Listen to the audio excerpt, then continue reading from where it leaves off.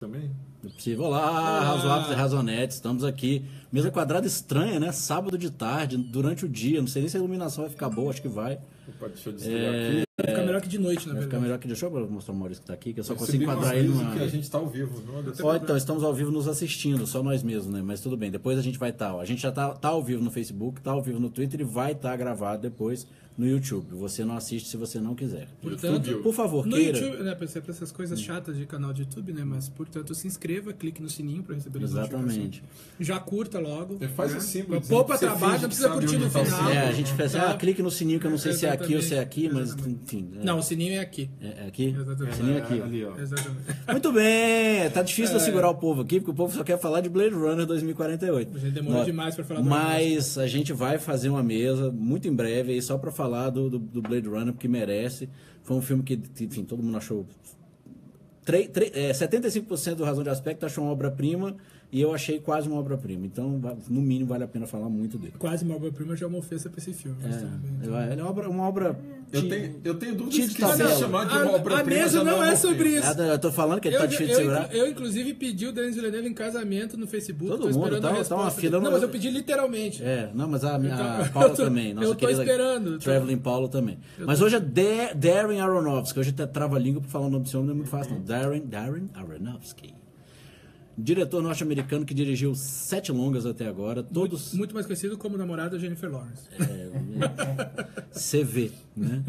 Mas enfim, além de vários atributos artísticos, ainda namora Jennifer Lawrence e namorou Rachel Weisz, tá bem o rapaz.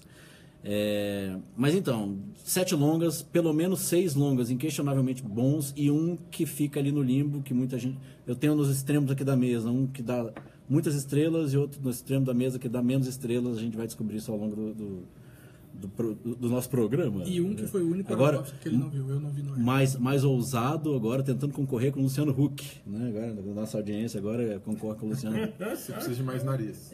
Eu falei que eu vou concorrer não com a audiência, não com a napa do nariz dele. Muito bem, deixa eu parar com essa bobagem aqui. Então, bem-vindos, Razoáveis e Razonetes. Obrigado pelo vocês dois que estão nos assistindo no Twitter e o um que está assistindo no agora tem mais um. Está crescendo a nossa audiência. Dobrou a audiência. Vamos apresentar, né? Aumentou 50%, só para constar. A gente é de humanos. Vamos apresentar e talvez já entrar aqui no nossos destaques. Para quem nunca viu o programa, legal que vocês estão vendo. Destaques é uma sessão onde a gente fala do que a gente viu.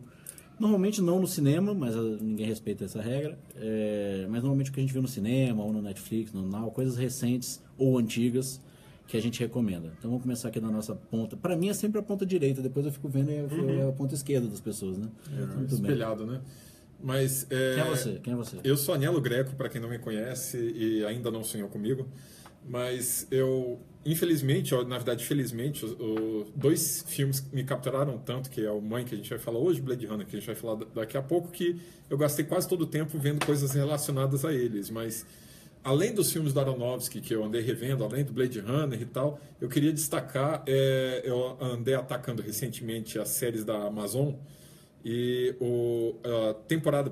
primeira temporada do Preacher está no streaming da Amazon, a segunda temporada ainda não está disponível, mas vale muito a pena para quem lê o quadrinho, é razoavelmente fiel ali, segue algumas linhas diferentes, mas quem não lê o quadrinho aborda um tema de religiosidade. O personagem principal é um padre, e de uma maneira muito quadrinesca, então talvez desafie a religiosidade de alguns ali, mas é muito gostoso, tem uma temática meio horror, meio fantasia, lembra um pouco, para quem já assistiu American Gods, tem uma pegada parecida, só que um pouco mais cartunesco, digamos assim. É a mesma premissa, né? Que o cara recebe a voz, o poder dele é a voz de Deus. O que ele fala acontece. Não exatamente a voz de Deus, mas ele tem um poder, é um padre que recebe um poder que ele consegue ordenar todas as criaturas da criação a obedecerem a voz dele.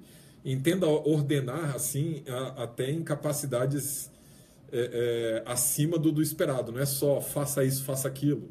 Tem um momento que ele manda o personagem ir para o inferno e vai. Então é bem bacana. Também recomendo, numa pegada um pouquinho diferente, a série Into the Badlands, que é uma série que mistura mundo pós-apocalíptico com arte marcial. Tem uma mistura ali de shogunato com Mad Max, que é bem curiosa. O roteiro não é lá grandes coisas, mas o cenário é tão bacana que vale a pena, assim. Fica as 2 recomendações aí. Curioso, bom, meu nome é Daniel Guilarducci, eu vivo esquecendo, então hoje eu não esqueci. É curioso o Anielo ter falado do Preacher, porque uma das minhas recomendações vai ser justamente de um personagem da linha Vertigo da DC adaptado para séries, que é o Lucifer. Para quem não sabe o que é a linha Vertigo, ou Vertigo, a editora de quadrinhos DC norte-americana, na década de 90, ela criou um selo para histórias mais adultas, e daí surgiu Preacher, surgiu Why the Last Man, acho que é Vertigo também, Hellblazer é o carro-chefe, e Lucifer, que é um spin-off já do Sandman, foi uma série excelente de quadrinhos, maravilhosa, que foi adaptada recentemente e já está disponível, a primeira temporada está disponível no Netflix. Bom, eu vou recomendar essa série assim, eu vou falar sobre a série, não vou recomendá-la muito não.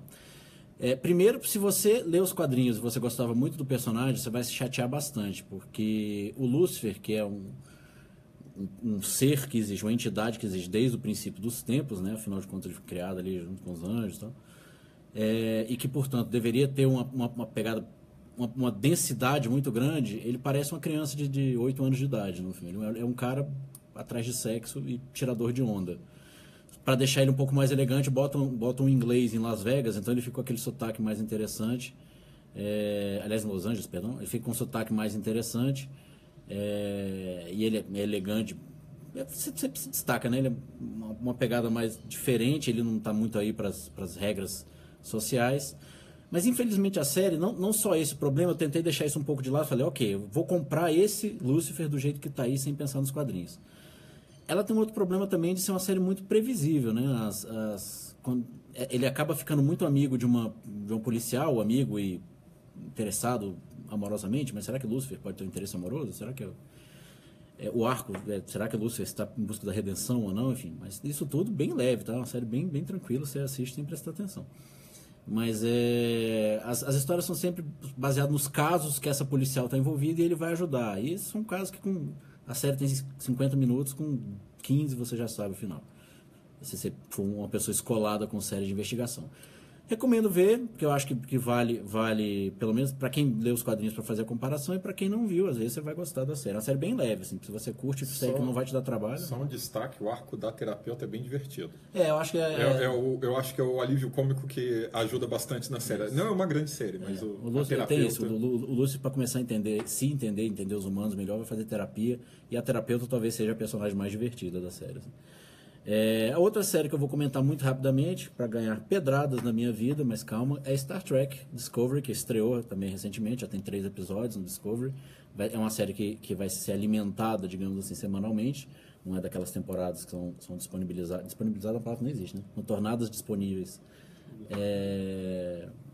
semanalmente. Eu ainda estou lendo um pouco a série, querendo saber se eu gosto ou não. Por enquanto, o que eu tenho a dizer é que a protagonista, agora vai me faltar o nome da atriz, daqui a pouco eu falo para vocês, eu achei, em termos de atuação, muito fraca, muito, muito caricatural. Efeitos especiais excelentes, não parece muito com as outras séries de Star Trek, mas isso em si não é um defeito. Eu não sou Trek a ponto de não querer que mudem nada. Visualmente é diferente, os Klingons estão bem diferentes, ela se passa 10 anos antes da série clássica, da década de 60. Eu ainda estou tentando entender a série. Num primeiro momento não me deixou uma impressão espetacular, mas vou vendo, vou dando a chance para ela. Star Trek Discovery. Falei muito. Protagonista é uma dessas? Protagonista é a Sonequa Martin Green. Obrigado, Lucas. Eu? Não, Então. quem é você? Então bota assim para Quem é você? direito. Eu? Maurício. É porque eu estou pensando ali na centralização de cima. Eu sei, mas tem 2 centralizações para fazer. Então, além de... não, mas cada dispositivo tem o seu enquadramento, a gente não controla tanto. Bom, eu recomendo... Quem é você? Maurício, já falei. Mas Maurício de quê? Qualquer Maurício? Qualquer Maurício. Tá bom. Maurício de Qualquer Souza, Maurício de Nassau. Qualquer... Maurício de Nassau é tema de não tem problema. Maurício genérico. Exatamente. Bom, eu recomendo The Affair. Tá na 4ª temporada agora, eu acompanho desde a primeira. Acho que na primeira temporada de 2014 The Affair ganhou o Emmy de melhor série dramática. Depois a Ruth Wilson, inclusive, também ganhou o prêmio de melhor atriz dramática. Depois disso, o seriado não teve mais impacto para a premiação, apesar de ele continuar excelente, né? Qual que é a premissa? Bom, então, a premissa de Affair é um affair mesmo. As Aê. pessoas têm um caso. Aê. Mas são os efeitos de um adultério, de um caso extraconjugal na vida das pessoas. Na 4ª temporada, isso já está nas consequências 5 anos depois. Mas a primeira temporada, basicamente, ela tem muito impacto porque ela tem uma estrutura narrativa bem original e bem diferente, que depois se mantém, na verdade, nas outras temporadas, mas que evidentemente perde um pouco de originalidade. Que é que todos os episódios, eles são contados 2 vezes, né? A primeira meia hora do ponto de vista da mulher e a segunda meia hora do ponto de vista do homem, né? Que se encontra. E é realmente muito interessante, porque você vê como é a memória de cada um, a perspectiva que cada um tem sobre o outro nos mesmos fatos, as mudanças, porque mudam coisas pequenas, assim, tipo a roupa que um personagem se lembra que estava é diferente da roupa que o outro personagem se lembra. Muda quem falou determinada frase ou fez determinada afirmação. É bem vida real, né? Exatamente. Então, essa perspectiva muda Aqui bastante. em casa não tem esse problema, porque a Flávia sempre lembra certo. Depois, nas temporadas seguintes, aí, na verdade, perde um pouco a originalidade. Eles multiplicam, na verdade, o ponto de vista dos personagens, não ficam só do ponto de vista dos dois, começam a ir para as outras pessoas. E aí, na verdade, você precisa mais de um envolvimento um pouco maior com a trama e com a capacidade de aguentar o peso dramático das consequências que esse tipo de coisa pode causar na vida de uma pessoa. É uma série adulta, né? Então, para adultos, eu acho que vai pegar bem. Se você tiver aí 18, 19 anos, você vai detestar ou vai achar que é tudo loucura. O Lucas não vai gostar. O Lucas não vai gostar, né? Você tem 18, 19 anos. Bom, Alguém centraliza o Lucas aí? Opa, Já tá. centralizado. Perfeito.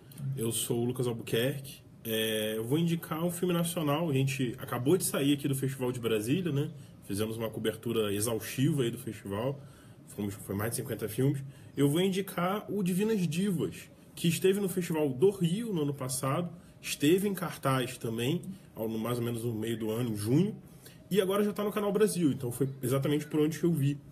Divinas Divas é o primeiro filme da Leandra Leal como diretora, né? Da atriz Leandra Leal, que já fez diversos filmes por aí. Que é a melhor frase da história do cinema brasileiro.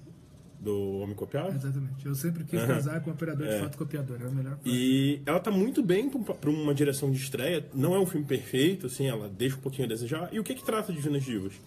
É uma carta de amor a 8 travestis que marcaram a história do Brasil, de certo modo. Naquele nicho que marcaram 50 anos, assim, em plena ditadura. Tem lá desde a Marquesa, a Valéria, a Rogéria, que talvez seja a mais famosa delas, que morreu recentemente. E é uma carta de amor que é uma homenagem mesmo num teatro que é da família da Leandra Leal. Então ela tinha muito contato desde pequena com todas aquelas 8 divas, né? Um dos grandes problemas do filme é exatamente que ela não sabe a hora de cortar a fala delas. Ela deixa falando e aí fica um pouquinho excessivo. Mas fora isso, assim, o filme, além de ser uma linda homenagem, funciona cinematograficamente mesmo. Então estou ansioso. A Leandra Leal já disse que o próximo trabalho dela vai ser um documentário e depois é que ela vai partir para a ficção. Então estou ansioso por essa vertente dela. Tá, e aí no Canal Brasil vai ter algumas reprises, com certeza. Tá no NetNow também. Tá no NetNow, então assim, é fácil de achar, vale muito. E uma das frases mais interessantes é quando elas falam que hoje é mais repressivo do que na época da ditadura para elas trabalhar como travesti, para ter protagonismo, e pelo que a gente está vendo por aí, é mais ou menos nessa linha mesmo. E eu vou indicar também, já que a gente vai falar do Aronofsky, eu participei junto com o pessoal do Portal Refil de um podcast sobre o Mãe. A gente obviamente vai falar aqui do Mãe, mas lá a gente fala 2 horas destrinchando tudo, com todos os spoilers. Só exclusivamente do Mãe. Então lá com o pessoal, com o Brunão, com o Leonardo Miotti, fiz essa participação aí, razão de aspecto Refil. Então vale conferir. Isso aí. Olha aí, Maurício é sósia da Jennifer Lawrence. Então, feitas as recomendações da semana para que a gente viu recentemente, daqui a pouco a gente vai falar do em cartaz, o que está em cartaz que a gente recomenda. Eu desconfio que se deixar vai ser a única vez que vai ser uma recomendação unânime, né? Nunca vi isso. Mas só de sacanagem eu pensei em outro filme para recomendar para não ficar na mesma coisa. Mas vamos falar agora de Darren hoje vai ser Darren Aronofsky. Diretor norte-americano, nascido no Brooklyn, Nova York. Ele cresceu também por lá. Ele cresceu no meio de uma cultura da comunidade judaica, mas ele mesmo era muito frequente. É estranho, né? Difícil ter um judeu não praticante, mas ele cresceu numa comunidade judaica, mas não era muito de ir lá, não. O pessoal da Letras vai me arrancar a pele agora, o que eu vou falar, mas ele tinha uma irmã que era bailarina, isso pode ter influenciado ele no Cisne Negro, que ele dirigiria muitos anos depois. Por que o pessoal da lista vai arrancar meu taxa? Porque eles não gostam muito que você fique comparando a influência da vida do autor na obra do autor, né? A ideia é só analisar a obra. Mas, enfim, tergiversei. Se formou em antropologia social. Eu acho que isso é muito interessante quando você vai parar para pensar nos filmes dele, que ele tem uma formação de antropologia social, especialmente no Mãe, então isso acho que fica gritante, mas não só no Mãe. E, bom, se formou em Harvard, em antropologia social, e no School for... Ele foi, antes de se formar, ele era digamos, um biólogo prático, ele fazia estudos de campo na área de biologia. Eu acho que a gente lê muito isso no Árvore da Vida, a gente vê essa influência. Não é, não é. Da Vida, não. Fonte da Vida, eu vou chamar esse filme errado. Confundiu Darren Aronofsky Não, eu só confundi o nome do título. Com o Terrence Malick. Até porque eu não confundiria um dos filmes que eu mais gosto com um dos filmes que eu menos gosto. O filme que eu gosto é A Fonte da Vida. A Árvore da Vida eu não acho grandes coisas, não. Muito bem. E depois estudou cinema, e o filme de graduação dele fez um grande barulho nos festivais independentes, nos festivais universitários. Se chamava... eu vou pesquisar aqui, daqui a pouco eu lembro, né? Não vou lembrar. Mas, enfim. O primeiro filme mesmo dele, ele tem 7 longas, tá? Poucos filmes, mas todos eles... Talvez colocando o Noé de lado aí como polêmica, todos os filmes dele são reconhecidos como grandes filmes. E esse ano ele lançou o Mãe, que está gerando aí uma polêmica. Aliás, não é a primeira vez que ele gera polêmica, não. Por motivos diferentes, os filmes dele tendem a atrair certas polêmicas. O primeiro filme que ele lançou foi o Pi, em 97, 98, na verdade. Ele filmou em 97, lançou em 98, que é um filme independente, feito com crowdfunding dos amigos. Ele falou, me dá dinheiro se esse filme aqui der lucro, eu dou $150 de volta para vocês. Se não der lucro, eu ponho vocês como crédito, nos créditos. E aí deu lucro. Você está me mostrando alguma coisa? Tem 14 créditos, mas o resto é curto. É curto e videogame. Tá, não, o primeiro é qual aqui? Pi. O primeiro longo é Pi, mas acho que é Supermarket Sweep, que é o curta, o filme de formação dele, na escolinha de cinema. Exatamente, aqui, ó, Supermarket Sweep. Está escrito na minha frente, eu não li porque eu não quis.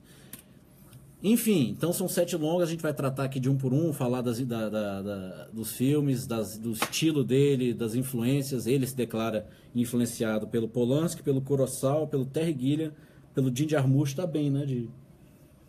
Tá bem de influências. E é engraçado porque quando a gente vai lendo isso aqui, você meio que vai botando na cabeça assim, influência de quem ele usou aonde. Mas vamos devagar então. 98, filme de baixo orçamento, Pi, que é sobre um... Você que é fã do Pi? Você quer falar do Pi? Quem quer falar do Pi? Eu posso falar do Pi. Bom, é que eu não gosto muito de falar tanto da história do Pi, mas assim, é sobre um matemático que ele elabora um método de fazer previsão das flutuações caóticas em quaisquer sistemas de flutuação caótica e tenta aplicar isso na Bolsa de Valores. Só que com isso ele acaba entrando num esquema de não se sabe muito bem até onde imaginário ou não, de mania de perseguição e extrapola para uma paranoia final ali, que eu não vou comentar muito sobre a história porque... Mas é daqueles filmes que tem feito com pouco dinheiro e muita inteligência, e foi um filme que, enfim, fez muito sucesso na época, sobretudo no circuito independente, e o Aronofsky já estreou ganhando Sundance. Bom, é isso, né? Então, já estreou ganhando o Festival de Sundance. E, enfim, já botou seu nome ali, escreveu seu nome entre os diretores, como faria Thiago Belotti, para anotar no caderninho. E logo em seguida ele vem... Darren Aronofsky. E o filme seguinte dele foi o Requiem para um Sonho, que é... Hoje a gente vai discutir, talvez mais para frente, qual é o filme favorito, ou qual é o filme que a gente acha melhor.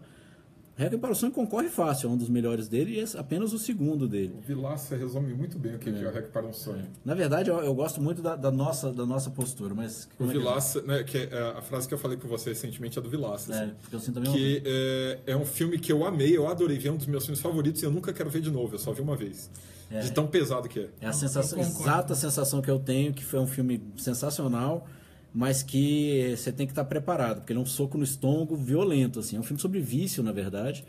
É sobre drogas, mas não é nem exatamente sobre drogas, é sobre vício, né? Porque nunca esqueci a cena da geladeira devorando a velhinha, cara. Qual é? A cena da Hoje pode spoiler. Não, é Hoje tudo com spoiler, mas eu vou falar. Não dá pra comentar muito sem exatamente. spoiler. Por falar nisso, Regra para o Sonho é um filme que tem, sei lá, 15 anos, não tô com a data exatamente. Prescreveu o spoiler. O spoiler prescreveu. Ele já pode votar o filme. O Mãe, eu já vou avisando para quem tá assistindo, a gente vai dar spoiler de tudo e mais 40%, porque não dá para comentar o filme, fazer análise sobre o filme sem falar Do que ele se trata, que é o grande spoiler possível, né? Você quer falar do Regra para o Sonho? Eu ia falar de Pi também, mas... Pode falar de Pi também. É interessante, aqui no Brasil, então, para pegar um gancho dos dois, o Pi ele estreou depois do Requiem para um Sonho. Ele estreou 2 anos depois. Porque, enfim, é difícil um filme tão pequeno, né? Custou 2 tampinhas de Coca-Cola. Opa! Não, pode. Você tá... Pode. O Pi ele custou 2 tampinhas de Coca-Cola e um barbante, né? Então é realmente difícil ser distribuído aqui no Brasil, né? É um filme preto e branco, um filme muito difícil para um público. É um filme preto e branco que trata sobre matemática. Então, não é um filme para as massas apreciarem num sábado de calor, que nem é agora. Eu gosto já muito desse filme, que retrospectivamente a gente já enxerga elementos que a gente vai ver no Aronofsky depois. Né? Então, a obsessão, A religião assim, de um jeito bem diferente do que a gente vai ver depois, mas já estava ali. Né? Então, a câmera acompanhando aquele protagonista, meio que endeusando, mas sabendo que é um protagonista problemático de alguma maneira, questões perturbadoras em vários momentos. Isso eu poderia estar falando de qualquer filme dele, quase, né? Então, assim, isso é muito legal. Já no Requiem, que aí já é um cinema muito mais bem acabado, não que o Pi seja ruim, eu até gosto bastante do Pi, mas o Requiem você já enxerga mais recurso, tanto financeiro quanto o próprio técnico mesmo. E que elenco, né? Já que ele reuniu no Requiem, né? Então, se quiserem já falarem aí do... Exatamente. São três atuações monstruosas da carreira dos atores, que é a Ellen Burstyn, no papel... Ela é a avó do Jared Leto, mãe do Jared Leto. Mãe do Jared Leto. A Jennifer Connelly e o Jared Leto, que está se provando cada vez mais um dos grandes atores da atual geração. O outro, que faz comédia. Sei. Que ali ele tá completamente distoante, assim, ele não... Distoante no bom sentido. Tô tentando ele fez lembrar... as branquelas... Sei, Gente, daqui a pouco o nosso consultor aqui vai falar. Exatamente, o Marlon Wayans, que fez 50 Tons de Preto, né? Isso. Ele é um ator de comédia besta e que nesse filme está sensacional. E o filme é um filme muito denso, é um filme como fala, sobre vício, e o Aronofsky consegue, com o uso da câmera dele, com a edição, ele cria a tal da edição hip hop, talvez o Maurício seja a melhor pessoa para comentar a parte técnica, mas você consegue se sentir como uma pessoa viciada ou com crise de abstinência ou sob efeito de drogas se sente. A gente já vê justamente o que o Lucas estava falando, vou até aguardar para falar daqui a pouco, sobre essa história do uso da câmera em cima do protagonista, assim, para você estar dentro da história dele. Mas comente aqui, Maurício, sobre nossa edição hip hop. Eu acho que a melhor forma de as pessoas entenderem é a sequência do Sun e Cidadela em Game of Thrones, 7ª temporada. Ponto. Mas quem nunca viu Game of Thrones? Vai assistir essa... Tentar ajudar, então. É meio um público pós-MTV, assim...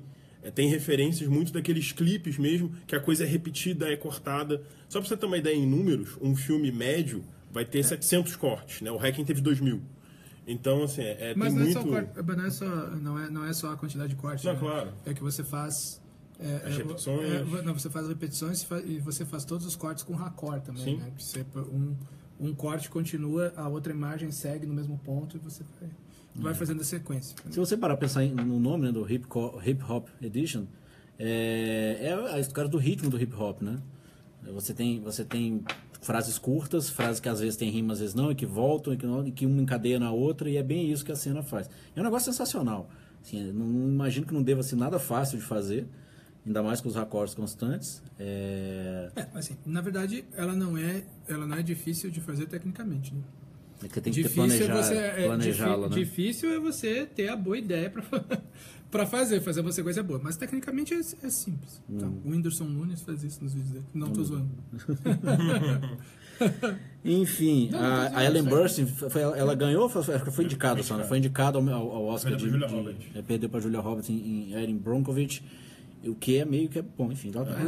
Brockovich, ela é bronca. Ela dava bronca. Para não dizer que é polêmico, são filmes completamente diferentes, atuações completamente diferentes, né? Então é dificílimo comparar, mas para mim a atuação da Erin Brockovich não chega nem perto. A atuação da Ellen Burstyn ela é muito mais densa, né? A Julia Roberts, ela tem que estar cronicamente bem no filme, e a Ellen Burstyn é uma coisa intensa, é uma coisa muito... realmente, como a Liana falou, foi um papel diferente demais. Mas o filme da Erin Brockovich ganhou o Oscar também, né? O Steve Soderbergh é o melhor diretor, então aquele foi o ano daquele filme, exatamente. E além do que, para o Requiem para um Sonho, só as indicações do Oscar já era uma premiação, o segundo filme do cara, ainda era um filme pequeno. Considerando que é um prêmio da indústria e não de qualidade, né? Tem que olhar esse ponto de vista, né? Não, é um prêmio de qualidade da indústria. O valor de produção dos filmes é muito diferente também. Sim. Que o Aronofsky, ele não ia muito no... o espaço real para cinema. Ele era um judeu que não ia muito lá, e a indústria de Hollywood... O espaço real para cinema artístico no Oscar é o Oscar de melhor filme estrangeiro. Não que não tenha cinema artístico para melhor filme também. Tem, mas geralmente não é o filme que vence, né? Só uma curiosidade sobre o que eu estava falando, de você se sentir se sentir como uma pessoa drogada. Tá?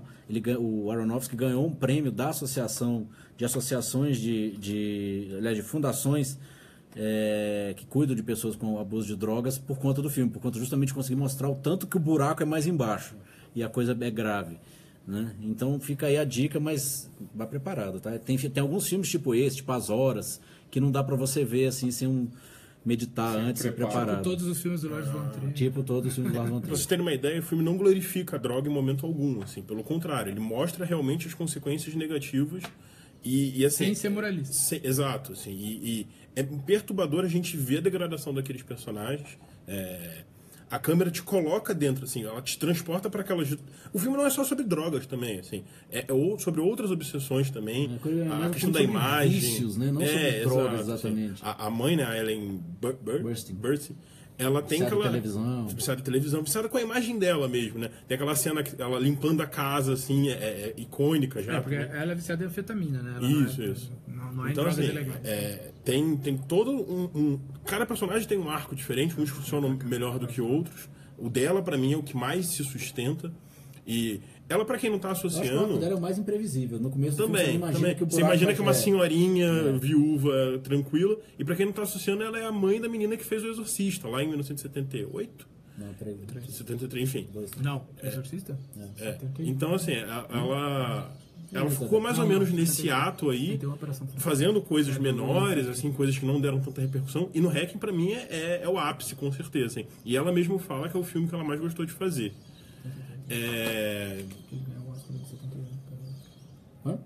Seguimos? Tá. Acabou? Ok, vamos lá. Beleza, como a gente não veio aqui só falar, tá vendo? Esse é Requiem para um Sonho. O segundo filme dele a gente já tá perdendo não, mas tá aqui apaixonado. Como a gente tá com horário avançado, vamos tocando. O filme, ele roteirizou um filme chamado Submersos, que tá no Netflix, não sei se alguém viu. É um filme de terror que se passa no submarino, na Segunda Guerra Mundial. Mas esse só roteirizou, não dirigiu não. Interessante, eu vi, mas nada a comentar que vale a pena. 15 segundos. É bonzinho. O que é curioso é que não tem tema de obsessão. É a única coisa que não é o único dele, então, né? Porque ele não dirigiu. Porque ele não dirigiu. Bom, aí vem a Fonte da Vida, que não é a Árvore da Vida. Não. A Fonte da Vida, que se a gente for discutir qual é o filme favorito, não o melhor, talvez esse seja meu filme favorito do Aronofsky, pela temática, que é um filme contado em três arcos narrativos diferentes, em 3 tempos narrativos diferentes, é um conquistador espanhol lutando contra os maias, um médico no presente tentando salvar a vida da esposa, e um outro personagem no futuro, em 2500, que está navegando pelo espaço dentro de uma bolha com a Árvore da Vida. Nós estamos fazendo aqui a direção de fotografia ao vivo, hein? Quem sabe agora eu fiquei parecendo um fantasma, um noivo cadáver. É que está escurecendo, né? Não, mas tudo bem. A iluminação é bem mais escura. Não, sempre temos que botar uma sombra. Um noivo cadáver. Olha, mas isso aqui é show de cinema ao vivo, gente. Mas vamos lá, que a gente está aqui avançado. Alguém quer comentar alguma coisa sobre o Árvore da Vida? Eita! Sobre o Fonte da Vida. Fonte da Vida Kate Blanchett. Rachel Weisz, que ela na quase época foi namorava o Darren Aronofsky, porque a Kate Blanchett quase fez isso. Isso, junto com o Brad Pitt. E o Wolverine. O Hugh Jackman. Isso. Você ia falar. Eu gosto bastante da Fonte da Vida, mas eu acho que, apesar de ser um filme que fundamentalmente tem como discussão o amor, né? Ele é paradoxalmente um filme super frio. Aliás, o Né? Aronofsky às vezes... Ele é um filme super frio, assim. Então, tipo, ele é um filme que exige muito mais envolvimento intelectual do que emocional, embora a base da discussão do filme seja uma emoção, né? Eu não sei, eu E não ele tenho é um certeza filme se ele é um filme difícil. sobre o amor, né? Ele é um filme... Ele é sobre o sentido da vida, sobre... Cara, Sobre o cara quer a o vida sentido da eterna. morte, na verdade. O cara quer a vida eterna pra esposa dele continuar viva e não morrer, cara. O filme é sobre amor. É uma história de amor. Entendeu? O filme é sobre amor. É óbvio que não é só sobre amor, né? Mas é sobre amor. Tá, mas ao mesmo tempo que é um filme sobre amor, aí ele faz todas as discussões sobre o sentido da vida, existência, eternidade, todas as consequências disso, e por isso que é daí que vem o paradoxo pra mim. Ele é um filme sobre amor, mas que exige muito mais envolvimento intelectual do que emocional. Entendi. Certo? Só pra ver que coisa engraçada, ele tava num cenário bem pé no chão, drogas, gente se ferrando, e depois vai pra reflexões altamente Abstrato, exatamente. Foi um filme que teve um monte de problema de produção, tanto que ele demorou 8 anos, né? Ainda foi o maior hiato dele aí, pra poder entre o Hacking e esse. Não, 6. Sei. Foi 2000, 2008? Não, 2006. 2008 é o Beleza. Lutador. É verdade. Então, 6 anos, ainda assim, é o maior hiato dele. É uma das histórias de amor que eu mais gosto. Assim. É interessante o Maurício falar que essa questão mais fria, mais intelectual. Eu não sei porque se é porque eu sou um coração gelado mesmo. Não, você qualquer não tem coisa, coração. ou se é porque eu não tenho coração. Mas eu acho extremamente lindo. Só 2 filmes do Aronofsky me fizeram chorar. Um deles foi Fonte da Vida. A atuação do Hugh Jackman esquece Wolverine, não querendo desmerecer, porque é realmente completamente diferente. Tem várias discussões sobre a interpretação do filme. Não é um filme tranquilo de você assistir distraído, como é o Aronofsky de modo geral, né? É a primeira vez que eu vi o Fonte da Vida, acertei. É porque o filme também tem uma árvore, né? Então, pra piorar, isso dificulta ainda. A árvore é a fonte da vida. Exato. A fonte da vida é uma árvore. Complica. E aí tem uma referência bíblica também, né? Isso. Claro. A primeira vez que eu vi, eu rejeitei o filme completamente. Eu não estava preparado para poder ver, não tinha bagagem de cinema. Tá no Netflix o filme. Nem de vida. Enfim, eu tinha 8 anos a menos do que eu tenho agora, então eu não tinha a mínima condição de ver. Agora, revisitando, se tornou também um dos Aronofsky que eu mais gosto. De novo, concordo com o Dutti. Também não é um dos melhores, mas é um dos que eu mais gosto. Uma coisa, a Fonte da Vida está disponível na Netflix, de fato, só que eu acho que a Netflix causa um desserviço na sinopse. Porque a sinopse faz uma interpretação do filme que não fecha, porque a sinopse da Netflix fala que um viajante no tempo tenta encontrar a fórmula da vida eterna para salvar sua esposa. E viajante no tempo é uma interpretação possível, sim, mas não é uma canônica, digamos assim. Pode ser reencarnação, pode ser várias coisas, né? Não é importante, o que é mais legal. Agora, comentário rápido também, é curioso o Lucas ter comentado que ele viu a primeira vez e não gostou, que eu tenho exemplo doméstico disso também. É um filme que eu fiquei muito tempo sem ver, porque a minha esposa viu primeiro e ela falou, não, é um drama chato, melado sobre câncer. Isso tem uma das coisas que eu detesto, é câncer. Filme sobre câncer. E câncer também. E câncer também. E aí eu adiei. Aí eu fui adiando para ver. Eu fui adiando. Aí depois eu fui ver e caramba. E o que é mais curioso ainda é que agora, há pouco tempo, como eu arrastei a minha esposa para ver Mãe, eu também fiz ela ver, depois de Mãe, fiz ver Noé e de novo o Fonte da Vida. E ela amou assistir a segunda vez. Em especial por ter visto os 3 nessa sequência inversa da cronologia. Porque os 3 filmes tratam de um tema que se repete nesses filmes, que é a morte como ciclo de renovação da vida, assim. Então é engraçado que eu tenho uma pessoa aqui que viu como uma história de amor, uma pessoa que viu aqui como uma história, como é que se diz? Sobre o sentido da vida. Sobre o sentido da vida, e eu vejo como uma história sobre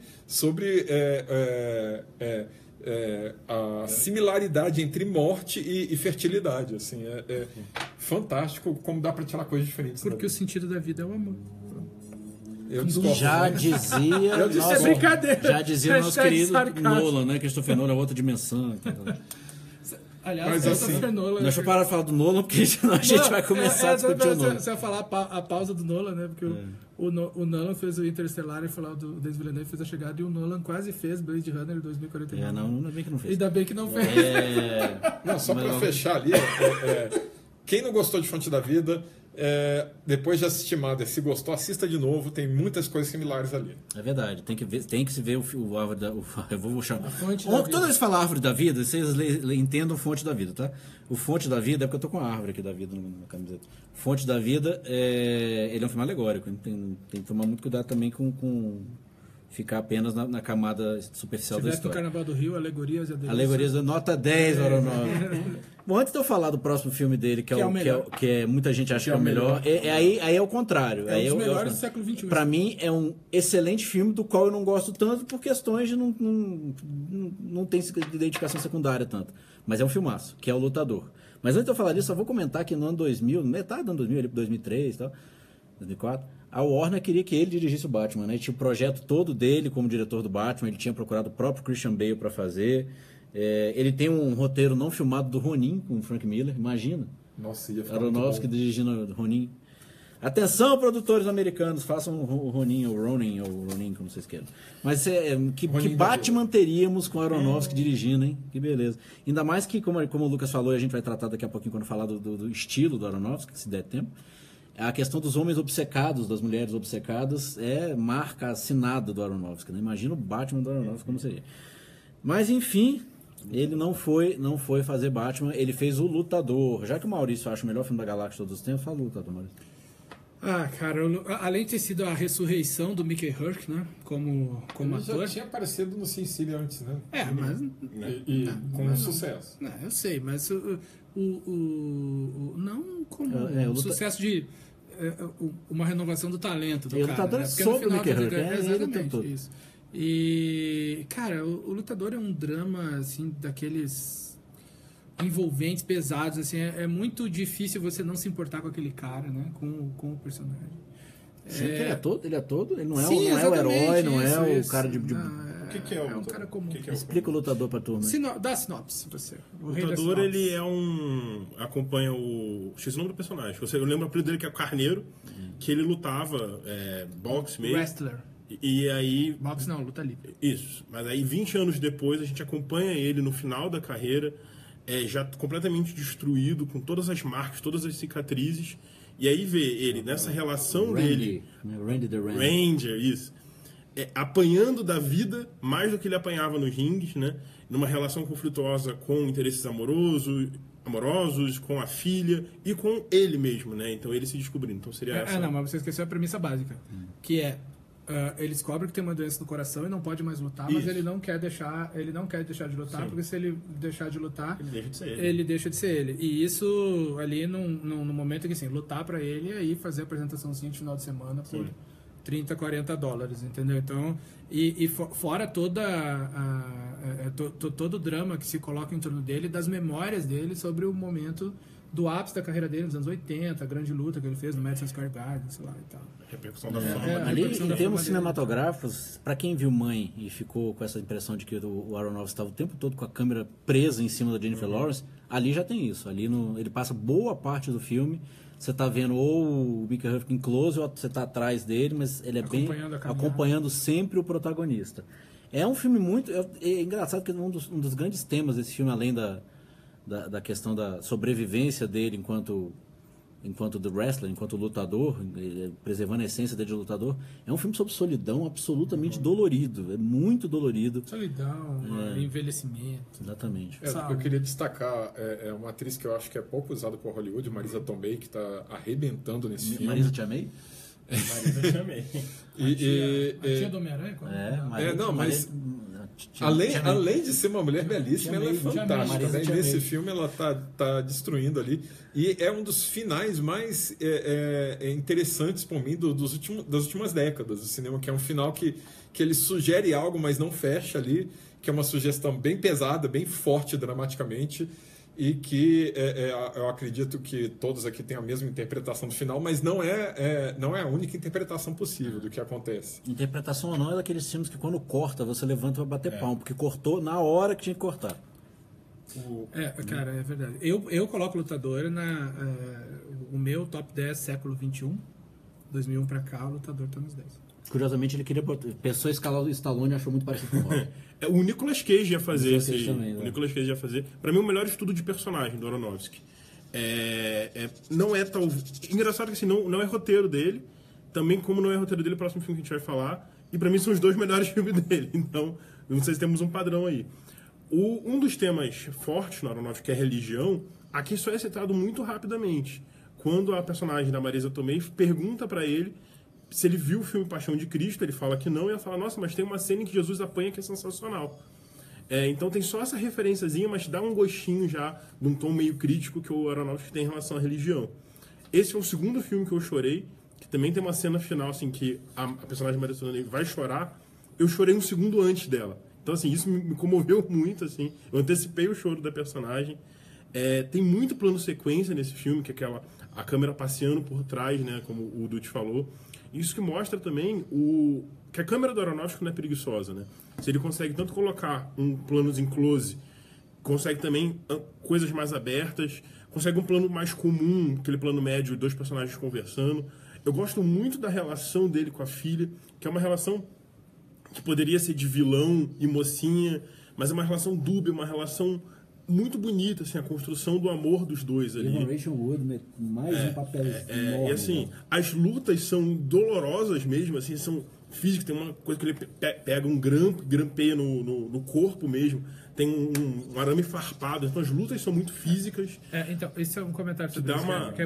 Não é só porque a luta livre era combinada que os caras não se machucavam, exatamente, né? Isso é muito realista. Eu ia encerrar exatamente desse jeito, assim. Eu gosto muito da humanidade desse filme, né? Pra mim é o filme mais pé no chão do Aronofsky, é o filme mais humano dele. Deixar os outros falarem que eu me empolgo. Um comentário rápido sobre essa luta com objetos cortantes, arame farpado. E se existe aquela coisa, né, que o gênero foi perdendo espaço na TV, né, nas últimas décadas, e o pessoal tenta fazer algo mais apelativo para atrair o público. Então, se você for lá na TV a cabo norte-americana, existe essas lutas com o pessoal se batendo com móveis, lâmpada fluorescente, e o filme retrata isso. Isso é muito real. E assim, sangue é pouco que acontece nessas arenas. Assim. Segundo nos diz o IMDb, a cena que ele corta a testa de propósito para parecer que está sangrando, o Mickey Huck se cortou de propósito. O Mickey Huck é doido. Haja método. Muito bem, aí ele e a Marisa Tomei foram indicados a Globo de Ouro, foram indicados a Oscar, não ganharam, mas todos... Mas o Mickey Huck merecia nesse Oscar. Quem ganhou o Oscar 2009? Não me lembro. Mas aí o próximo filme dele, e agora o penúltimo antes do Mother, que acho que a gente vai fazer essa mesa redonda até 8 horas da noite hoje. Cisne Negro. Cisne Negro, com a Natalie Portman, mais uma vez um filme que tem a ver... Que venceu o Oscar, né? Esse venceu o Oscar. A Natalie Portman venceu o Oscar. Aspas, menor caso, né? Ressurreição de carreira de ator, né? A Natalie Portman saiu de uma furada. Mas ela nunca... embora ela tenha cometido Star Wars... A trilogia prequel, ela nunca teve a carreira, ela nunca decaiu, né? Ela nunca saiu das Mas é só para foi muito bom para ela mostrar que embora nas mãos do George Lucas vocês conversa paralela aí, vou botar vocês na diretoria, embora ela tenha, foi bom para mostrar que na mão do George Lucas ela estava passando problemas, mas monstrinha de atriz no Black Swan. Aliás, Black Swan é uma espécie de, deixa eu fazer uma pergunta spoiler. Black Swan é uma espécie de clube da luta, assim, do Aronofsky? Faz sentido. Faz sentido, muito sentido. Então, alguém quer fazer pensando. E outra pergunta. Estou refletindo. Para quem viu, será que a cena da cutícula é uma das 5 cenas mais angustiantes da história do cinema? Dá pra fazer uma por filme quase com a Aronofsky, né? Então a gente teve uma também no Mother que tá por aí. O Black Swan, pra quem não viu, é a história dela... tendo que interpretar... Ela é uma bailarina. Uma bailarina tendo que interpretar a Cisne Branca e a Cisne Negra, que são opostas de personalidade. Ela só dava conta de interpretar a Cisne Branca, que é mais suave, mais tranquilo. Então é toda uma construção, toda uma transformação dela para aquele outro lado do espelho, né? E espelho é o que não falta nesse filme, em diversos espelhos reais, espelhos concretos e espelhos metafóricos também, a partir da outra personagem, que é uma espécie de rival dela, a partir da mãe... enfim, a parte dela com ela mesmo. Tem uma cena de sexo nesse filme que é uma das cenas de sexo mais constrangedoras, assim, também. Tem que estar... até a gente rir de nervoso nessa cena, né? E a Natalie Portman, ela quebrou a costela, né, fazendo esse filme. Então, assim, é comum os atores no filme da Aronofsky sofrerem bastante. Não seja ator de filme. Ou seja, de repente você curte essas coisas. Você ganhou o Oscar. Ela ganhou o Oscar, foram 5 indicações para o Oscar e ganhou a Natalie Portman. Com detalhe, o Aronofsky Pra conta... ganhar o Oscar, você tem que quebrar a costela, cortar rastejar a na testa, neve e tal. Exatamente. A academia não gosta desse negócio de dentro do estúdio só bonitinho, não. Mas a curiosidade é que o Aronofsky, originalmente, ele tinha planejado um filme em que seria um caso de amor entre um lutador de luta livre e uma bailarina. E depois ele desmembrou isso em 2 filmes, porque ele achou que não dava para contar o que ele queria contar num filme só. Então ele fala que o Lutador e o Cisne Negro são filmes irmãos. O que é muito interessante, né? Se pensar, imagina, eu imaginei essa Natalie Portman na mão do Mickey Rourke. Pois é. A maior diferença de altura da história da mulher. Assim, tem uma coisa também que vale comentar, que, de novo, aí, já querendo adiantar a conversa pro Mother, né, que o que eu ia falar mesmo? Eu perdi a Não sei, mas eu já vou falar. falando que o Black Swan, o Cisne Negro, ele brinca com uma coisa que talvez nos outros filmes ele não brincasse tanto, que é a percepção do espectador, né? O que o espectador acha que sabe. Lembrei, que você tem, além da camada mais óbvia da analogia do Mother, você tem também uma história que conta a questão do artista diante da arte e do conflito que ele tem nisso. Assim, o Cisne Negro conjuga o mesmo tipo de metáfora ali, que fala do como o artista, ao mesmo tempo, tem que matar e ser morto pela arte, digamos assim. Aproveita que você está aí na câmera com essa beleza toda e fala do Noé, que é o seu filme favorito. Noé, por incrível que pareça, eu posso até dizer uma frase parecida com isso. Não é meu filme bíblico favorito, mas não é um épico bíblico. Mas é porque eu não sou muito fã dos épicos bíblicos. Aí eu já adiantando spoiler, meu filme bíblico favorito é o Mãe. Mas não é um épico bíblico.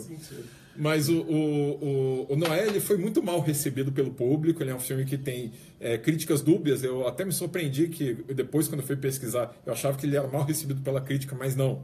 Tem uma divisão ali, tem um grupo de críticos que aprecia o filme, mas ele gerou uma repulsa muito grande, que trata da história do Noé, uma recontagem da história do Noé, só que ele mistura ali um folclore judaico que muito pouca gente conhece, e que é totalmente fora da história bíblica, da tradição europeia, e dá uma impressão ali de fantasia, quase que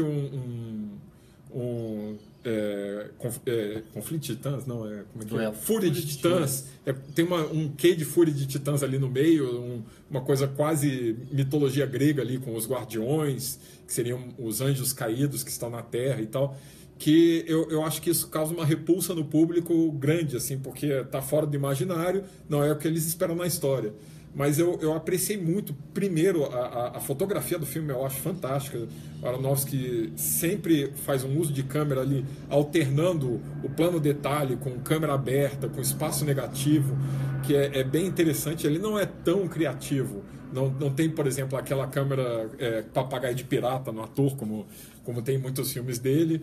E também ele não faz a edição hip hop ali, mas ele é um pouquinho mais tradicional ali na câmera. Isso também acho que vai gerar alguma repulsa. Mas eu gosto muito da interpretação do Russell Crowe no filme, que faz o Noé. É um Noé obcecado, como a maioria dos protagonistas do Aronofsky. E se tem alguma falha, é que tem um antagonista desnecessário que ganha um destaque desnecessário ali. Mas eu acho que a maioria vai reclamar mais dos personagens fantasiosos, em especial os guardiões, do que do descendente de Caim que está ali no filme. E para mim foi um pouquinho desnecessário.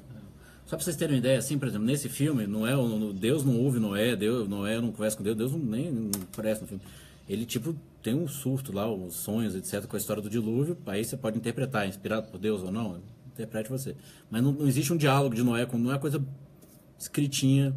Posso até comentar rapidinho sobre isso? Que tem uma referência do Fonte da Vida no Noé que é muito bacana, que a primeira visão que Noé tem em relação ao dilúvio é ver uma flor brotando do nada, do chão árido, cinzas mesmo, e é a mesma flor que brota num momento muito específico do Fonte da Vida, quando um certo personagem consegue entrar em contato com um tema bíblico, né? Então é uma referência visual. Tem outro momento de referência visual que é uma semente que é usada no Fonte da Vida em um determinado momento, que é usada novamente no Noé, a mesmo visual Vale a pena comentar o uso do fade out para branco, que é usado no Pi, no Fonte da Vida, no Noé e no Mother. Assim, tem uma série de rimas visuais que acontecem entre os filmes do Aronofsky que é interessante para quem acompanha a obra. Alguém mais? Podemos passar finalmente pro Mother? Vamos pro Mother. Vamos pro Mother, que a gente falou pra caramba de todos os filmes, mas a gente veio hoje falar do Mother. Por isso que eu acho que a nossa mesa quadrada vai até 8 horas da noite. O Mother. Bom, antes de falar do Mother, só pra falar que ele ia fazer o filme, o Aronofsky ia fazer o filme do Wolverine também, acabou não fazendo. Então são Batman e Wolverines que a gente vai sonhar. Mother. Filme que ganhou polêmica, filme que tem gente saindo dizendo que não entendeu nada, tem gente que achou o melhor filme em muitos anos. Meu caso, por exemplo, para mim, esse, mesmo já tendo visto Blade Runner, o Mother, para mim, é o melhor filme que eu vi esse ano. Os caras são beat do Villeneuve, não posso fazer nada. Não respeito seu erro. Não é por ser beat, não.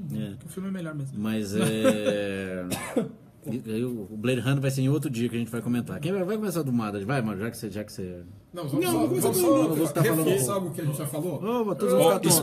Spoiler, agora a gente vai liberar solto, viu? Quem não viu o filme, levanta e vai embora. Mãe é um filme que está em cartaz. Não veja, a partir de agora, Mesa Quadrada, se você não viu o filme ainda. Porque estraga, esse é o tipo de filme que estraga, tipo Sexto Sentido, estraga. Levanta e sai. Lucas. Bom, o Mãe, ele é uma experiência, assim. Eu não acho um filme perfeito, mas a experiência foi, de fato, a melhor experiência que eu tive no cinema em muito tempo. A camada 1 do filme é simplesmente um casal que está em crise, ele, Javier Bardem, porque ele não consegue escrever, e ela ali junto com ela, a Jennifer Lawrence, que é namorada do Aronofsky. Passou a cena durante o filme. Tá ali acompanhando ele nesse ânsia dele para poder escrever, até que começam a entrar gente na casa, convidados ou não, e ela fica, por que esse pessoal tá invadindo aqui a minha casa? Essa é a camada 1 do filme. Você pode interpretar aí crise de relacionamento, você pode interpretar um filme feminista, você pode interpretar até um filme machista, já vi interpretações nesse sentido. Feminista é um filme que eu tô pensando. Aí, por exemplo, tem gente interpretando nos dois polos. Mas o filme é muito mais do que isso. É um filme alegórico que tem na alegoria principal toda a história da Bíblia, né? Do Gênesis ao Apocalipse. E é também um filme alegórico na questão ambiental, que é muito caro, Aronofsky. Aronofsky, ele é engajado nesse sentido também ambiental. Então são os dois polos do filme. E é um filme que, assim, se você assiste só na camada 1, você sai não entendendo nada, você sai revoltado. Você sai se sentindo enganado pelo Aronofsky. Se você consegue, em algum momento do filme, pescar o que aquele filme está dizendo ali nas entrelinhas, o filme cresce e cresce demais, assim.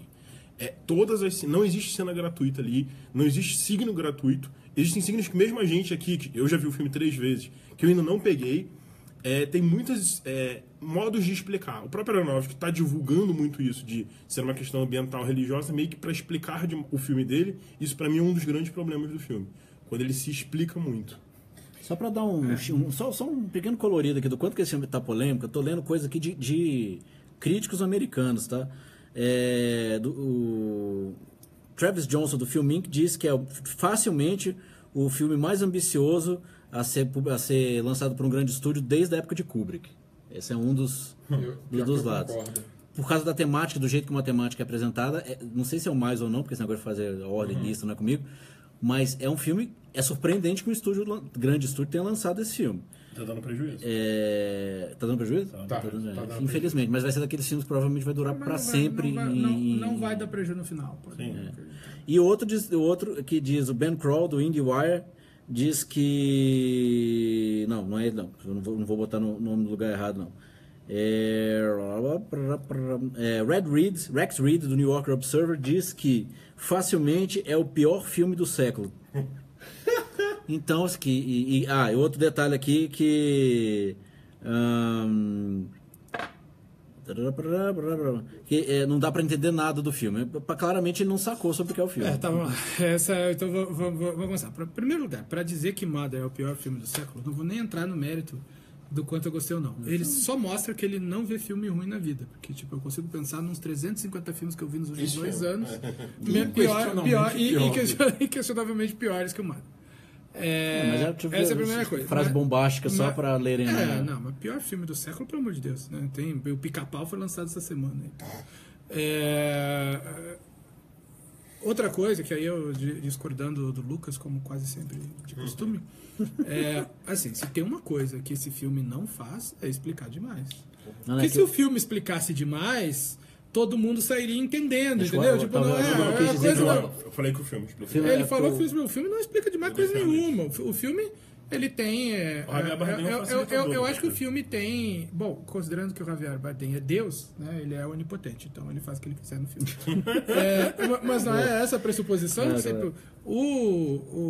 Eu acho que o que o filme faz ele tem as respostas dentro da própria narrativa.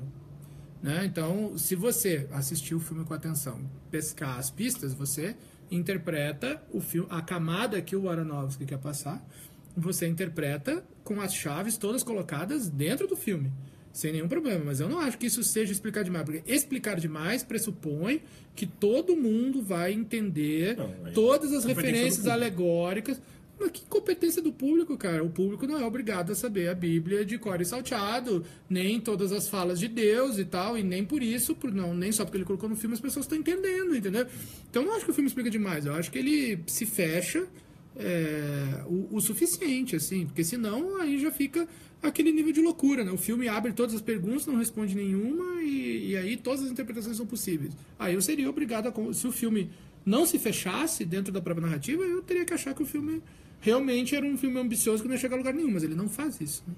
Provavelmente, se você não leu, eu explico rapidamente aqui. Então, a história do poeta, que é o criador, que está em crise, e a esposa dele fica cuidando da casa e tentando agradá-la, etc., seria a relação entre Deus, que está numa crise criativa, e a mãe natureza, que está colocando ali o planeta em ordem. O planeta Terra seria a casa que ela está colocando em ordem depois de um incêndio que teve. A natureza. Que é a natureza. Né?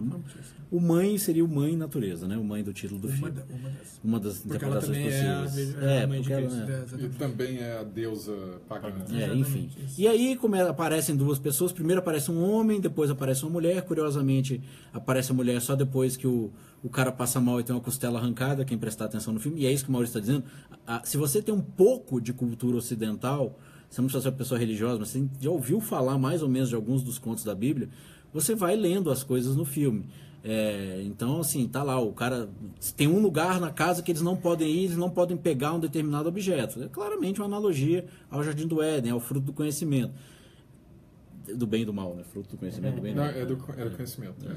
E, enfim, e isso vai se repetindo. Esses dois os primeiros visitantes são Adão e Eva, depois chegam os dois filhos deles que brigam o tempo todo, um mata o outro, Caim e Abel. E ele marca o Caim. Ele marca o Caim na testa, quer dizer, aí já talvez seja o nível 2 de conhecimento da Bíblia. Mas você que eu quero dizer, para quem entende isso, ótimo, para quem não... O filme, é nesse ponto que eu acho que o filme não se explica muito. Não, eu também concordo contigo. Ele tem uma frase explicativa no final, mas que é tão uma só que não me incomodou tanto. E que você precisa, por exemplo, no caso do Caim e Abel, entendeu? Quando ele pega a cabeça do cara lá e... Opa, desculpa. Faz exatamente o que eu fiz aqui. Foi bom que ele matou o Twitter. Ele acabou de matar o Twitter. Faz exatamente o que eu fiz aqui, né? E dá com a cabeça do cara dele. Quer dizer, Deus marcou Caim, entendeu? Marcou o Twitter. Mas para isso você tem que saber que Deus marcou o que aquilo ali representa e tal. Exato. E aí dá um nível de conhecimento, acho que e eu não acho, segundo semestre da Bíblia. Eu não acho. Inclusive vou pegar aqui a contradição do próprio Lucas, né? Que diz que o filme se explica muito, mas depois de 3 vezes tem signos que ele ainda não pegou. Então, o filme não se explica muito, cara. E aí, um pouco sobre isso. Eu acho que o problema... Eu tô do lado do Maurício agora, eu sou sempre o muro, né? Que eu concordo às vezes com o Lucas, às vezes com o Maurício, né? Mas eu tô do lado do Maurício agora. O filme, em nenhum momento, por mim, quando que um filme se torna didático? Quando que um filme se torna explicativo demais? Quando você tem que ter uma pausa na narrativa ou os personagens, ou um texto, ou algum monólogo chega lá e fala, isso daqui que está acontecendo é A, B, C e D. Se é a câmera que está mostrando, se é a narração que está mostrando o que está acontecendo e a narração explica, isso não é ser explicativo. Isso pode ser mais claro ou mais obscuro. Mas em nenhum momento eu senti, nem mesmo na frase do você é a casa, em nenhum momento eu senti... a grande frase, a frase que dá a chave para quem até então não entendeu seria eu sou o que sou, né? I am who I am. Eu sou Popeye, né? Eu sou o que sou e você é a casa. Cara, esse é um diálogo inserido de uma maneira perfeitamente natural, que o personagem diria isso, não fica artificial, não fica como se ele estivesse virando para a câmera e dizendo para o público, se você não entendeu, eu sou Deus. Que é esse que seria o problema. O que acontece muito é que realmente, por limitações do público não está muito acostumado com filmes alegóricos, muita gente não entende, e aí, por exemplo, as entrevistas do Aronofsky, ele tem que dar o beabá ali e dizer, o Javier Bardem é Deus, a Jennifer Lawrence... Só que isso não é um filme, isso é o diretor explicando para quem não entendeu o Isso é filme uma coisa por que eu falta queria- de didatismo dele. Eu queria até comentar uma coisa, que em muito lugar a gente está vendo a explicação de quem é quem, que é o Adão e Eva, e que isso cai em Abel, e depois mais pra frente a Jennifer Lawrence engravida, e quem nasce ali seria Jesus, que é o Deus só quer mostrar o seu filho, tá resulta todo da cena feliz. mais agoniante do que Né, mais muito agoniante assim, que a da cutícula.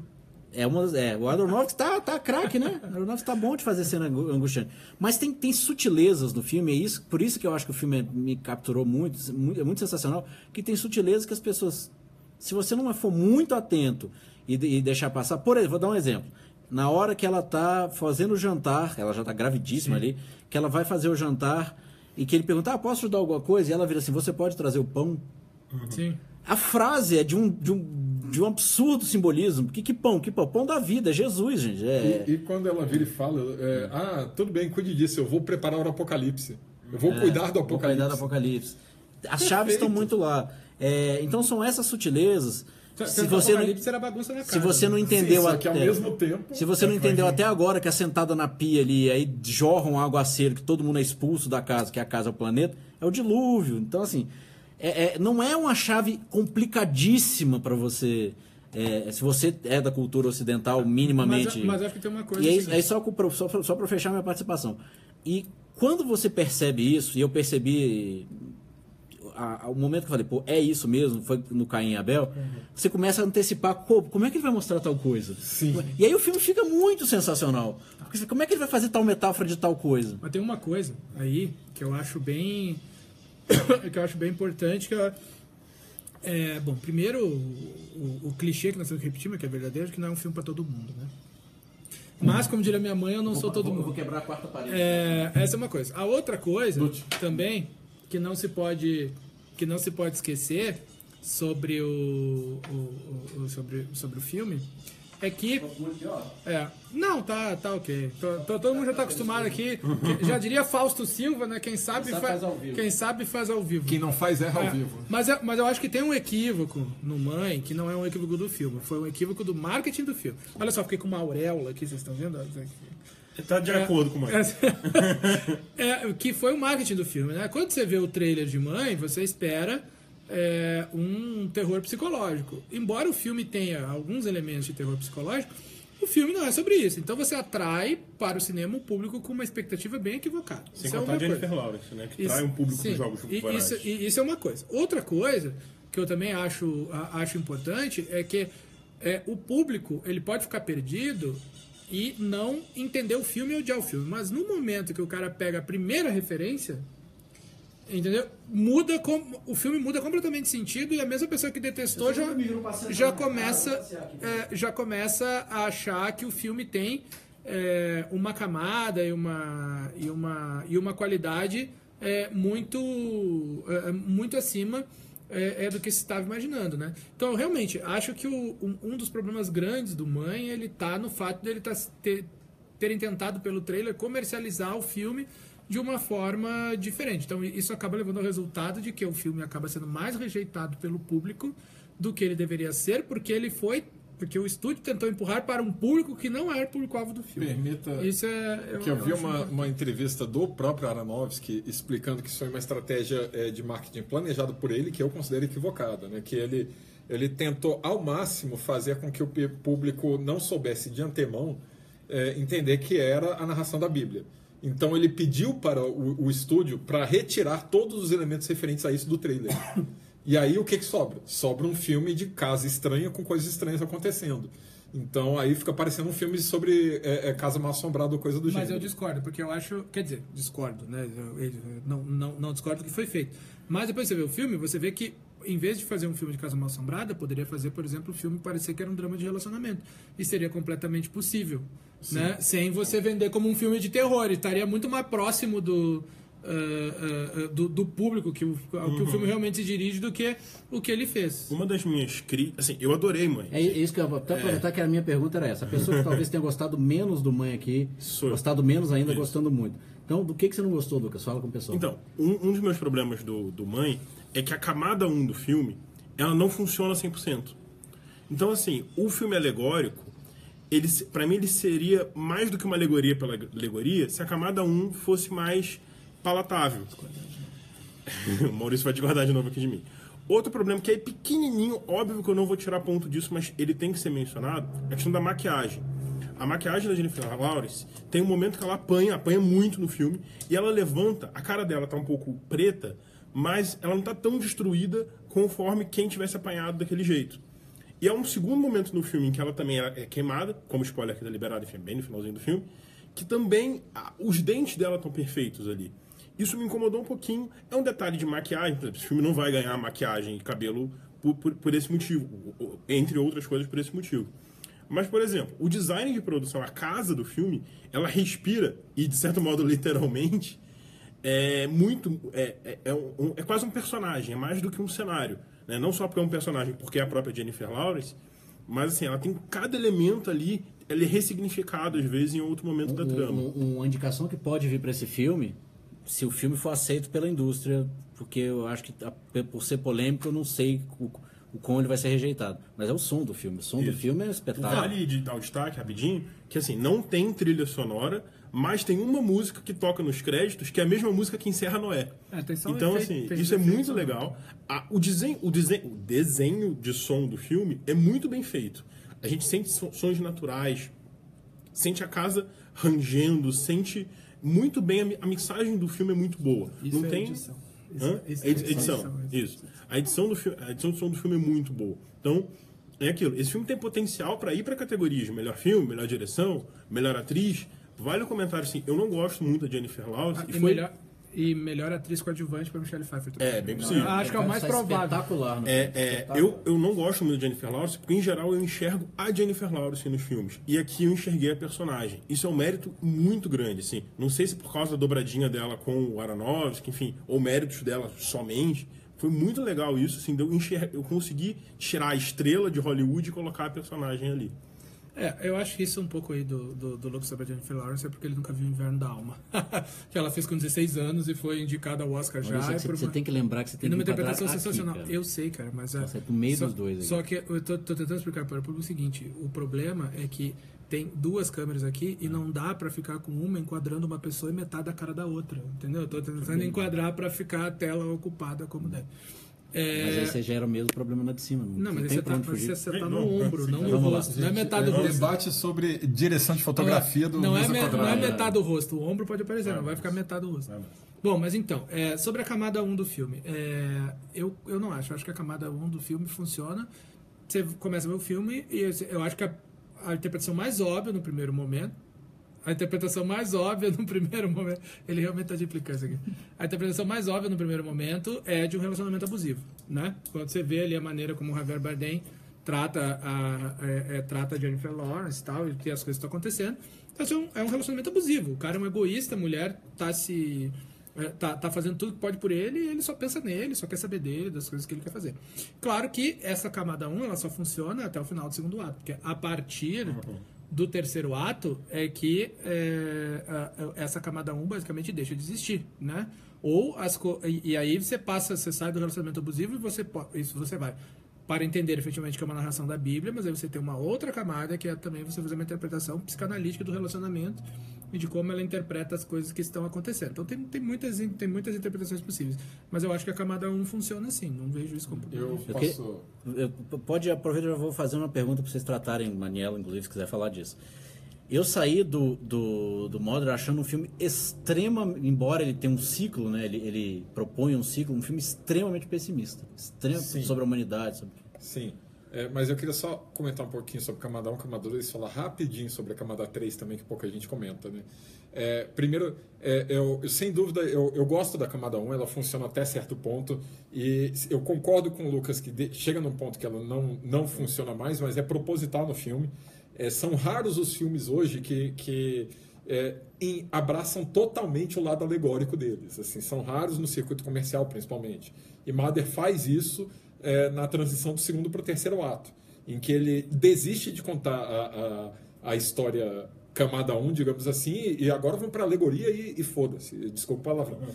Mas eu acho que a importância principal da camada 1, a partir desse momento de ruptura, quando já começa a falar da queda do homem, e depois da morte de Cristo e a preparação para o Apocalipse, o mais importante, onde mais ressoa, é junto com a camada 3, que é exatamente falando a questão do relacionamento do artista com a arte, que é uma coisa que o Aronofsky gosta de comentar e que muito pouco crítico tem comentado. A gente fica falando muito sobre só a Bíblia, que é realmente a carne do filme, é o recheio do filme, sendo que, de certa forma, o personagem do Javier Bardem como escritor e o que ele tem que fazer com, a inspiração dele com a arte é muito curioso. Essa camada 1 também, de certo modo.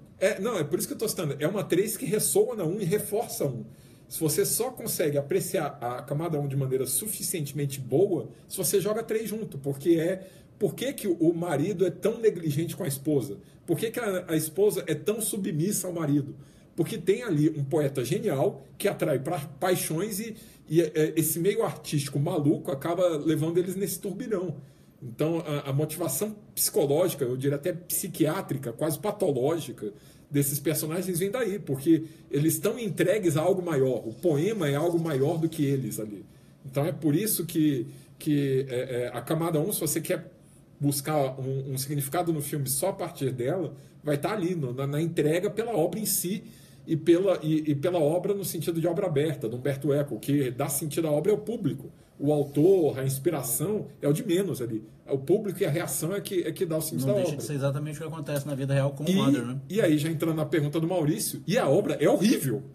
A obra é horrível. É um filme extremamente pessimista, porque mostra... minha pergunta. Do Dutti. A obra é horrível porque, nesse sentido, mostra ali que qual é o grande antagonista do filme. Você tem ali uma relação de 2 protagonistas em conflito. Qual é o grande antagonista? É a humanidade.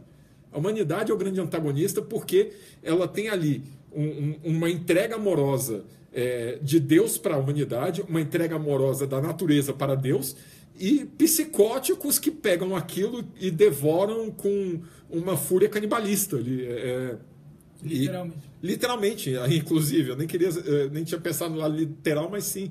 Então, assim, o filme ele tem muita coisa que vai rejeitar. Primeiro porque ele é uma experiência sensorial muito ruim e retrata o humano de um jeito muito ruim. Só um comentário, que eu falei aqui literal no filme alegórico, mas eu quis dizer que a fúria canibalista acontece literalmente no filme. Sim. Né? Aliás, para você que não viu... A comunhão é retratada. Para quem você que não viu, percebe. Para quem você viu, veja de novo, percebe. Ali tem o falso profeta, tem o ritual da comunhão, tá tudo ali no terceiro ato. Né? E aí, de novo, volta para a edição hip-hop, né? Aquele final ali é meio... Não, mas não é edição hip-hop, não. Mas ele é acelerado. Realmente o filme acelera muito. Você começa a ter Ele é desesperador, né? A história a história da humanidade, você começa a ter a história da humanidade contada no ritmo rapidíssimo. Né? Que tem a ver, inclusive, com o nosso ritmo. E isso é muito legal no filme, assim. O ritmo do filme, eu vi 3 vezes, e normalmente quando a gente revê um filme, o ritmo pesa, de certo modo. Até porque a gente já sabe, porque a gente vai vendo. E aqui foi pelo contrário, ele flui muito bem. E a história da humanidade se atropelar é um mérito, de certo modo. Né? Principalmente ali, de novo, nessa virada aí que dá pro terceiro ato. A questão cíclica, que no começo aparece um rosto queimado, que na primeira vez que eu vi, eu achava que era da Jennifer Lawrence, e não é. E termina também com esse rosto queimado, renascendo mais uma natureza, mais uma musa. Quem morreu ali foram os dinossauros. E assim, essa questão cíclica tem a ver com a obsessão também. A obsessão é você fazer algo repetidas vezes. Então, há essa questão da obsessão, que é a obsessão do escritor, que é a obsessão da limpeza, que é a obsessão de tratar a obsessão da humanidade por aquele ídolo, e também tem a obsessão na estrutura do filme também, que é uma estrutura que... Quantas vezes aquilo não aconteceu antes da Jennifer Lawrence? Infinitas, possivelmente. A gente não sabe se aquela ali é a segunda vez apenas ou pode ter sido X, sabe? Isso é genial também no filme. O filme, ele não é 1, 2, 3 ali, né? Isso é muito bacana. Do Oliveira 4.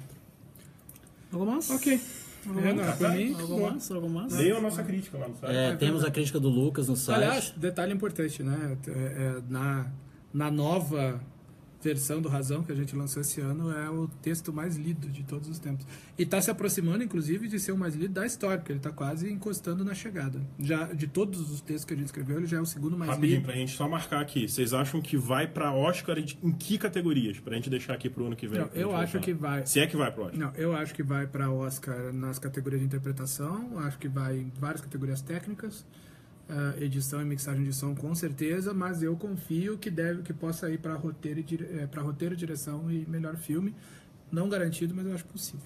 Eu acho que vai ser uma coisa assim, se por acaso a academia não ficar afetada pela polêmica e pela força no sentido de angústia e de incômodo que traz a determinados representantes da academia, se ele passar desse crivo, ele vai ser indicado a um monte de coisa. Se ele não passar, talvez fique ali na Michelle Pfeiffer. Eu acho que o fato de ser um filme da Warner pesa, entendeu? Porque, por exemplo, a minha sensação quando eu saí de Mother foi muito parecida, a reação em relação à qualidade do filme, que o filme causou, muito parecido com Melancolia, né? E Melancolia foi um filme que ganhou vários prêmios nos Estados Unidos, inclusive a Associação de Críticos, totalmente ignorado pelo Oscar porque era do Lars von Trier, né? Eu acho que não vai ser, eu acho que o do Aronofsky não vai. Tomara que ele seja muito, muito acessado. Manelo, você estava querendo falar alguma coisa? Não, é só a compulsão pela caneta aqui. Entendi. Então vamos lá, a gente já está super estourado, então foda, agora vamos até de noite. Vamos passar para o nosso próximo quadro aqui, rapidinho, pessoas, que é o Em Cartaz. O que vocês querem ver? Blade Runner. O que vocês recomendam ver? Vamos falar de outras coisas além de Blade Runner? Além de Blade Runner 2049? Mãe. Mas eu vou começar com uma tradição também de fazer recomendações negativas, né? Estreou há pouco tempo o novo filme, a nova animação do Lego. Eu gosto muito eu não sou um grande fã de animações, mas eu gosto muito das duas primeiras animações longas do Lego. Lego filme, Lego Batman, tá entre os melhores filmes de Batman.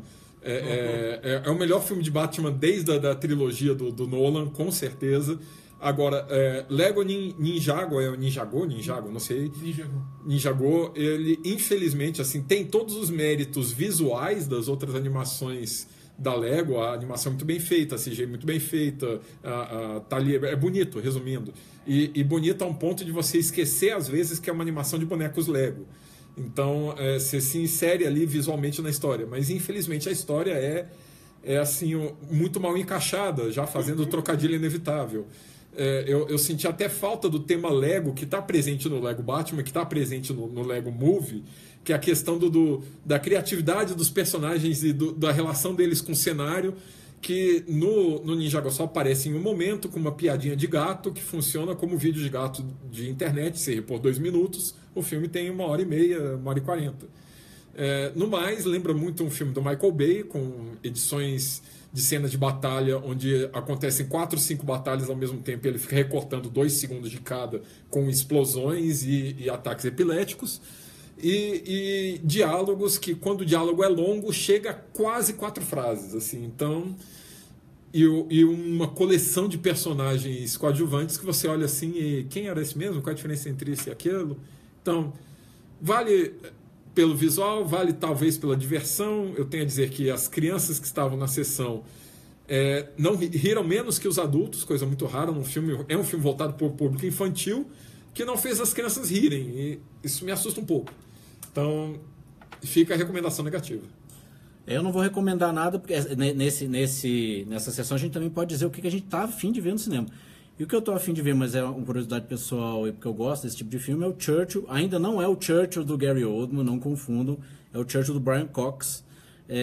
Aparentemente não é um filme espetacular. Se trata de algumas 48 horas, algumas horas antes da Operação Overlord, né, da invasão da Normandia, centrado na figura do Churchill. Brian Cox aparentemente está muito bem no papel principal, mas o filme não é grandes coisas. Ainda assim, eu estou muito a fim de ver. E recomendo, se alguém viu ou vai ver, depois conversa com a gente para dizer o que achou. Eu recomendo que as pessoas vão ao Festival do Rio, né? Que tá andando nas próximas 2 semanas, e o Festival do Rio traz vários filmes que estrearam nos grandes festivais do circuito internacional, que o do Rio é um deles, né? Esses filmes rodam por todos esses festivais. E inclusive tem o filme de encerramento, é o novo filme do Woody Allen, que vai ser a segunda exibição dele no mundo, né? A primeira vai ser no Festival de Nova York. E esse novo filme do Woody Allen, pelo menos até agora, está sendo levantado pela Wonder Wheel, nome Roda Gigante. Ele já está sendo cogitado. Voltou aqui o Facebook. Facebook voltou. Opa, Aí, rapidinho, Twitter, então só vou recapitular. Deserto ainda está em cartaz? Deserto ainda está em cartaz em poucas cidades, mas eu estou indicando agora aqui o Pendular, que é um filme que trata sobre relacionamento, sobre arte. É um encontros e desencontros ali dentro de um ambiente, dentro de um casal. É bem bacana, assim, ver o nosso... Dentro do casal, não, né? Dentro Também, da relação do casal. mas, né? De certo modo, dentro do casal também. casal também, Tem no caso cenas, desse filme. tem cenas picantes no filme, bem interessantes. É um filme que trata sobre arte, de vários tipos de arte. Trata também sobre crítica, a relação deles com um amigo, crítica bem bacana. Eu gosto muito de quando o filme sai daquele relacionamento e vai para os outros personagens. Tem um arco ali com um videogame que é bem bacana. Tem um fio, que ele é um fio concreto e metafórico ao mesmo tempo, que passa em todo o filme. E assim, Pendular está só em 7 cidades, já rodou em algumas outras aí, então vale a pena correr atrás aí de Pendular. Ao contrário de Duas de Mim, que é uma comédia brasileira, típica Globo chanchada, que tem como grande piada o cantor latino fazer um personagem cujo ele é o cover do próprio latino. E é isso o filme. Só para o pessoal do Facebook que perdeu aqui alguns minutinhos, o Maurício indicou. O que eu indiquei? Festival do Rio. O Festival do Rio, vai ter novo filme do Woody Allen, que vai Kate estar Winslet. no encerramento. Kate Winslet já cogitadíssima para o Oscar de melhor atriz para esse filme. Roda Gigante? Mas acho que vai ficar com o nome em inglês mesmo, Wonder Wheel. Não vão Uma passar roda gigante por muito isso. louca do barulho. A Roda Maravilha. A Roda Maravilha. E Wind River, Terra Selvagem, que vai estrear. Vamos reforçar que é um filme do nosso coração aqui, está em pouquíssimas cidades no Brasil, mas Deserto, do Guilherme Weber, que eu ainda acho um dos melhores filmes nacionais feitos na década, sem exagero, que infelizmente está em pouquíssimas salas, pouquíssimas cidades. Se você é um dos sortudos que pode ver aí, corra atrás, vale muito a pena. Isso aí, a gente está recomendando há um tempão e não é por acaso. Acabou. Bom, acabou não, tem o cinema e uma palavra aqui, rapaz. Já ainda. temos aqui a última. Hoje estamos estourando aqui. Tenho hambre. Então será rápido. Vamos começar lá do Lucas. Cinema e uma palavra. Deixa eu ver o que eu vou falar para você, Lucas, estou em dúvida aqui. Requiem para um sonho. Imagem. Maurício, cinema e uma palavra, O Lutador. Espetacular. Audrey! Não, é outro. Esse é Adrian, não é Audrey. Você só pode ser um, né? Pi. Foi uma palavra. Furadeira. Achei que ele ia responder Pi, ia ser a coisa mais cara de pau do mundo. Não, Pia seria no Mother. Hã? Pia seria no Não, Mother. Pia, é Pi. 3,14 assim, ótimo. Eu sei, você A achou do Madre é Pia, boa, né? Exatamente. Essa Pia é uma Então, boa. exatamente. Eu vou falar não vou falar do Fonte da Vida, não, senão vou chamar de Árvore da Vida. Gente, obrigado pela participação. A gente volta muito em breve. Vai ter mesa, talvez ainda esta semana, sobre Blade Runner. Pessoal no YouTube, Blade Runner 2049. Que estamos aqui. Eu sou voto vencido porque eu não dei nota máxima, mas eu não dei nota máxima porque eu dei nota quase máxima. Vamos ver, aliás, recomendação maior de todos aqui para sair no final de semana ver é Blade Runner 2049, filmaço. Abraço, até a próxima mesa quadrada. acabou.